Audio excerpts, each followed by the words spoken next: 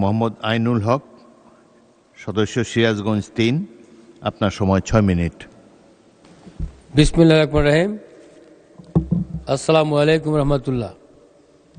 মাননীয় স্পিকার, জাতীয় সংসদ 2026-27 অর্থ বাজেটের অধিবেশনে আমাকে বক্তব্য দান দেওয়ার সুযোগ দেওয়ার জন্য আপনাকে ধন্যবাদ জানাই।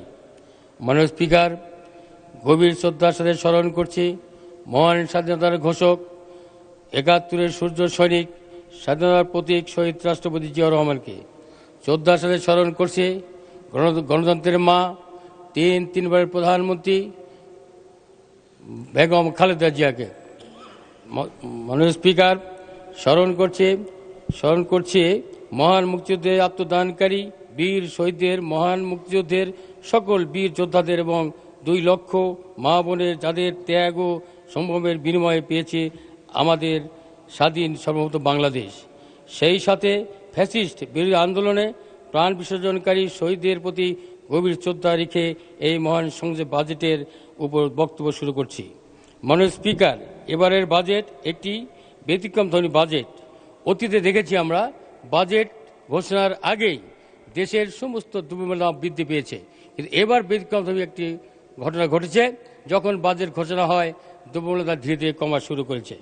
মাননীয় স্পিকার, এই বাজেটের মাননীয় অর্থমন্ত্রী অনেক সুন্দর একটি বাজেট পেশ করেছেন। এই বাজেট 9,38,000 কোটি টাকার বাজেট। এই বাজেটে মাননীয় অর্থমন্ত্রী নিত্য প্রয়োজনীয় জিনিসপত্র ছাড়াও প্রায় 60টি পণ্যের উপর শুল্ক কমিয়েছেন। এই জন্য মাননীয় অর্থমন্ত্রীকে আবারও ধন্যবাদ জানাই। মাননীয় স্পিকার, এই বাজেট একটি উন্নয়নমূলক বাজেট। এই বাজেটে দেশের গরিব মানুষ থেকে শুরু করে নিম্ন এবং মধ্যবিত্ত পরিবারের সকলেই এর সুবিধা পাবে। এবারের বাজেট প্রণয়ন ও সরকারের মধ্যে মেয়াদী নীতি ও কৌশল নির্ধারণ, বাজেট পরবর্তী অংশীদারদের সাথে ধারাবাহিক আলোচনা প্রাপ্ত সুবিধার সমূহ সক্রিয় বিবেচনা নেওয়া হয়েছে। মাননীয় স্পিকার, এবারের বাজেট শিক্ষা মানব সম্পদ উন্নয়নকে আমরা জাতীয় অগ্রযাত্রার নিউক্লিয়ার হিসাবে বিবেচনা করছি। একটি জাতীয় ভবিষ্যৎ নির্ধারিত হয় তার জ্ঞান, দক্ষতা, মূল্যবোধ, সৃজনশীলতা ও কর্মদক্ষতা দ্বারা। তাই বর্তমান সরকার শিক্ষাকে কেবল সনদ অর্জনের মাধ্যমে হিসেবে নয়, বরং জাতীয় পুনর্গঠন, উৎপাদনশীলতা বৃদ্ধি, সামাজিক সমতা প্রতিষ্ঠা এবং কর্মসংস্থানমুখী অর্থনীতির সবচেয়ে নির্ভরযোগ্য ভিত্তি হিসাবে বিবেচনা করে।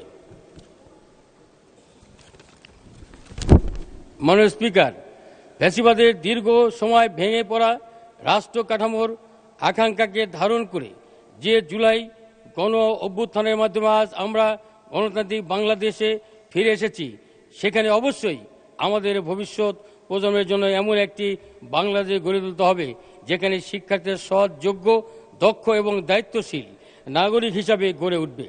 মাননীয় স্পিকার, বাংলাদেশে একটি দক্ষতা ভিত্তিক অর্থনীতিকে রূপান্তর করতে 6ষ্ঠ শ্রেণী থেকে পর্যায়ক্রমে সবার জন্য কারিগরি শিক্ষা চালু করতে হবে, যাতে প্রতিটি শিক্ষার্থী কর্ম বাজার উপযোগী অন্তত একটি দক্ষতা, যেমন কৃষি, আইসিটি, বিদ্যুৎ, ইলেকট্রনিক্স, গ্রাফিক্স ডিজাইন, পর্যটন, স্বাস্থ্যসেবা, নির্মাণ এবং সৃজনশীল শিল্প সহ বিভিন্ন ক্ষেত্রে প্রশিক্ষণের সুযোগ পায়। মাননীয় স্পিকার, সরকার দেশে বিদ্যমান বিভিন্ন ধারার শিক্ষা ব্যবস্থাকে মধ্যে সমন্বয় সাধন এবং সনদের সমমান কার্যকরভাবে বাস্তবায়নের লক্ষ্যে প্রয়োজনীয় উদ্যোগ গ্রহণ করবে। প্রাথমিক ও গণশিক্ষা, মাদ্রাসা, কারিগরি শিক্ষা এবং মাধ্যমিক ও উচ্চ শিক্ষার গুণগত মান উন্নয়ন এবং পাঠদান কার্যক্রমের উৎকর্ষ সাধন আমাদের অগ্রাধিকার দিতে হবে। আমরা মাদ্রাসা শিক্ষার্থীদের ধর্মীয় শিক্ষার পাশাপাশি বিজ্ঞান, গণিত, ইংরেজি ও তথ্যপ্রযুক্তি শিক্ষার মান উন্নয়ন, কর্মমুখী প্রশিক্ষণ কর্মসূচি চালু, উচ্চ শিক্ষা এবং চাকরির ক্ষেত্রে প্রতিযোগিতামূলক সক্ষমতা বৃদ্ধিকরণ এবং ডিজিটাল শিক্ষা ও আধুনিক শিক্ষার সামগ্রিক প্রাপ্যতা নিশ্চিত করতে চাই। মাননীয় স্পিকার, নির্বাচনী ইশতেহারের প্রতিশ্রুতি মোতাবেক আমরা বাংলাদেশের প্রতিটি ইউনিয়নে একটি করে এবং বড় শহরের প্রতিটি ওয়ার্ডে এক বা একাধিক আধুনিক প্রাথমিক স্বাস্থ্যসেবা ইউনিট স্থাপনের পরিকল্পনা গ্রহণ করছি এবং বাস্তবায়ন প্রক্রিয়া ইতিমধ্যেই শুরু হয়েছে। সুস্থ, মেধাবী ও উৎপাদনশীল মানব সম্পদ গড়ে তুলতে সরকার একটি সমন্বিত বিজ্ঞান ভিত্তিক আধুনিক জাতীয় পুষ্টি কর্মসূচি প্রণয়নের লক্ষ্যে কাজ করছে। মাননীয় স্পিকার, দেশের সাধারণ মানুষের জন্য মানব সম্পদ ঔষধের সহজলভ্যতা নিশ্চিত করা এবং ঔষধের মূল্য সহনশীল পর্যায়ে রাখাকে বর্তমান সরকার অত্যন্ত গুরুত্বের সঙ্গে বিবেচনা করছে। দেশের স্বাস্থ্য নিরাপত্তা নিশ্চিত করা এবং আমদানি নির্ভরতা হ্রাসের লক্ষ্যে সরকার চিকিৎসা সরঞ্জাম ও মেডিকেল ডিভাইস শিল্পকে একটি অগ্রাধিকারপ্রাপ্ত শিল্প খাতে হিসাবে উন্নয়নের উদ্যোগ গ্রহণ করছে। মাননীয় স্পিকার, আমাদের সরকারের অন্যতম প্রধান অঙ্গীকার হল কৃষিকে জাতীয় সমৃদ্ধির গুরুত্বপূর্ণ চালিকা শক্তিতে পরিণত করা। দেশের অর্থনীতি ও খাদ্য নিরাপত্তার মূল ভিত্তি এই কৃষিখাতকে আমরা একটি আত্মনির্ভর জলবায়ু সহিংস। ধন্যবাদ মাননীয় সদস্য। আপনাকে 1 মিনিট দেওয়া হলো, 1 মিনিটে শেষ করেন। আমার যে এলাকা থেকে নির্বাচন করে এসেছি খুবই দরিদ্র এলাকা। আমার এলাকায় দুটি উপজেলা, একটি থানা। সলঙ্গা থানাকে উপজেলায় রূপান্তরিত করা এবং সলঙ্গা শহরকে পৌরসভা হিসেবে ঘোষণা করা এবং চলনবিল একটি বিশাল হাজার হাজার একর জমি, সেইখানে যদি পর্যটন কেন্দ্র করা হয় তাহলে আমরা মানুষের নিরাপদ দিতে পারবো এবং আমরা রাজস্ব আয় বৃদ্ধি করতে পারবো এবং সেখানে 10-20 হাজার লোকের কর্মসংস্থান হবে।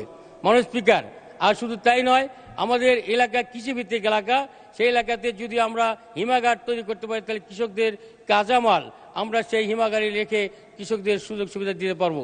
মাননীয় স্পিকার, আপনার কাছে আপনার মাধ্যমে মন্ত্রী মহোদয়ের কাছে আমার অনুরোধ থাকবে, আমার উন্নত এলাকা প্রায় 600-700 কিলোমিটার রাস্তা এখন কাঁচা রয়েছে, সেই রাস্তাগুলি যেন পাকা হয়।